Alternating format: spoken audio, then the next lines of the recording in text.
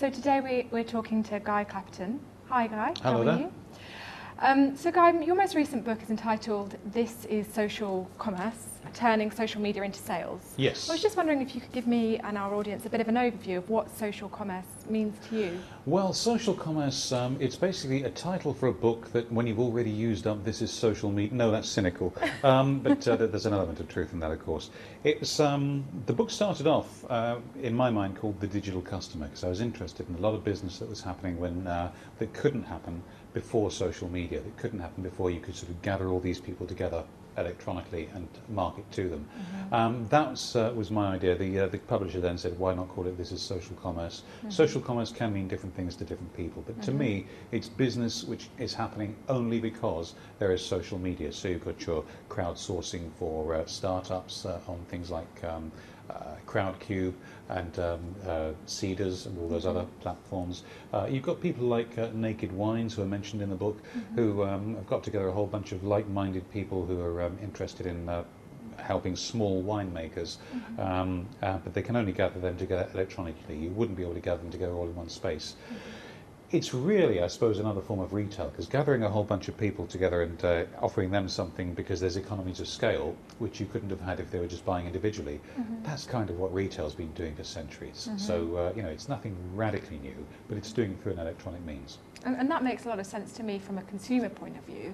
But in a B2B environment, so where companies like Stelgis are engaging with their customer base, how do you think it translates into B2B? Well, I think there's there are an awful lot of things you can do in terms of, say, customer support. If you have a really lively customer support area on your website, or if you've got a little sort of Facebook looky-likey area for customers, of course you open yourself up to the risk that somebody might start saying negative things about you, or somebody with vested interests might not declare them, or some stuff like that. Those are always those things. However, I've seen areas where somebody asks a question on, say, Twitter, say my iPhone's just not working, I've got to go and queue up in the Apple Store for ages now. And I helped a guy once, said, well, have you tried holding these two buttons down? Apparently cleared the problem for him immediately. He could have queued hours for that. Apple didn't have to intervene at all. It was just, you know, it's just something I happened to know. I've found with an accounts program I used to use for myself as a self-employed individual, I put a question up and get an answer back, the right answer, often, much more quickly than I do from the companies, because they only have so many dedicated support people, and someone out there probably knows the answer. So there are those sorts of engagements that are fairly easy. Well, I say fairly easy, you have to monitor them, of course. There's also monitoring your own reputation. I mean, I suppose you're not called John Smith technology, which would be much more difficult, but you're called Stelgis, doing the occasional search, making sure that if there's a Stelgis conversation happening anywhere, you've at least got a voice in it, even if it's not a positive one. Or if it is a positive one, you can actually say thank you to people, which is very important. And in your experience, in terms of social media and B2B organisations using it effectively and well, can you give some examples of who you think is doing it particularly well at the moment? People are doing social media particularly well. Facebook's quite good at it. No, that's flippant. Some of the people I like are people like Innocent Drinks. I think are extremely good because they manage to maintain this consistent voice with all these various different people doing their tweeting on their behalf, that sort of thing. But they're very much up there, I think. Yeah, it'd be interesting to know if they continue with that under their new remit in the Mars group. So, yeah. Well, yeah, that's right. I mean, this is maintaining. This is going to be only part of their corporate identity. Same, I'm sure they'll be hoping they'll be doing the same as the Body Shop did when it got acquired by the people who acquired the Body Shop. Who was that again? Remind me. I don't know actually. Yeah, they got bought. I'm sure it was the Body Shop. I hope I haven't just committed libel. No, you're completely right. Yeah. I think Anita Roddick sold out. So. Yeah, that's right. But they're owned by one of the giants. Yeah. Anyhow, and it's perfume stuff's not my area, so I'm not going to. I'd like to say it's not mine, but it is. So okay, fine. Let's just not draw attention to that. But nonetheless, they have retained their corporate identity, which is why you and I don't particularly care who they're owned by. So I think there are other examples of people who do these things very well.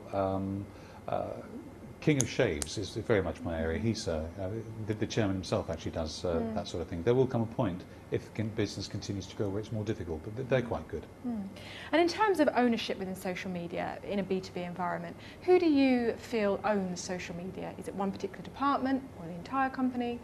I think it's got to be shot through the whole organisation in many ways. I was training a software company who I won't name because it's confidential, a couple of years ago in the use of social media. The PR department, the PR/marketing department handled the social media. They were very good at picking up when there was an issue on social media.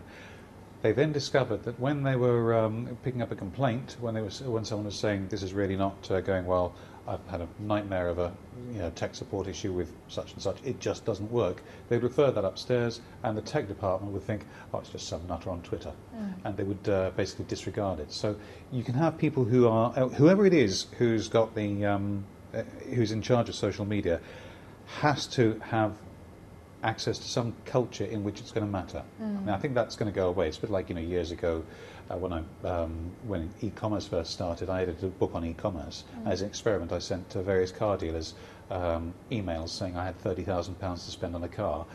Only 2 out of 10 got back to me. I think that's gone away. Nowadays they bite your hand off. I think, or maybe 30,000 isn't enough for the new car you want or something like that. But I think that's how social media started up. I think that's going to go away. So just to paraphrase what we're saying there, it's got to be, if it is one department, it's got to be something that happens throughout the culture of the organisation to really make it successful? That's a very polite way of telling me you'd much rather have had a shorter answer, yes. No, that's fine, because it leads on to my next question, which is... I you mentioned directly into your hand. It's like a double act. You mentioned on your LinkedIn profile that you take the fear out of social media. How does an organisation do that? How do you change the culture within an organisation? I think, to be fair, I take the fear out of both media and social media because I do a lot of media training. So it's basically trying to take people's fear out of engaging in general. And I think social media is becoming a matter of engaging in general. But there are a lot of companies that are still quite afraid of the idea of letting their people loose on social media. We've all heard the horror stories where someone's gone rogue or where they've had a very young and untrained and inexperienced person doing the social media.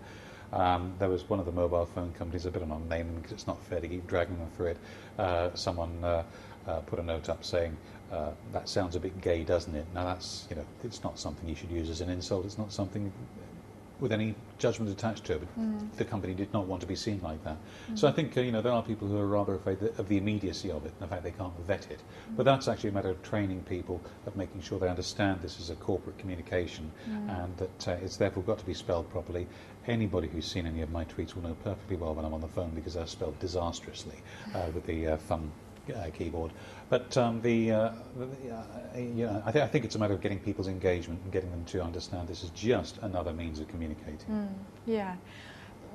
Internally here within Stelgis, we've recently we have had a lot of training on social media platforms such as Facebook, LinkedIn and Twitter, which we've started to use for external communication.